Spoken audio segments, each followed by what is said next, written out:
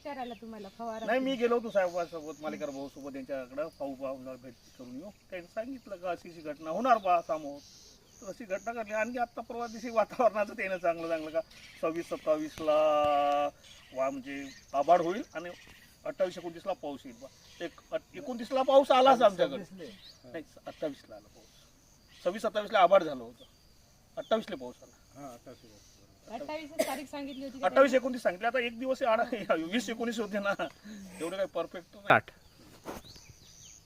पंजाबराव डग साहेबांच्या अगेन्स्टमध्ये त्यांचे जे हवामानाचा अंदाज असतो त्यापेक्षा क्रांती बायोटेकनी सांगितलेला हवामानाचा अंदाज आपल्या एरियामध्ये अचूक ठरला का? वेळ आणि टाइम बिलकुल सर, आपलं अचूक ठरला, बिलकुल 100% तुमचा अचूक ठरला. म्हणजे तुमचा विश्वास पंजाबराव डग पेक्षा तुमच्या 100% आलायत. क्रांती बायोटेकवर जास्त विश्वास. ठीक आहे. दुसरा प्रश्न आहे माझा की आपल्या एरियातली तुरीची जी भविष्यवाणी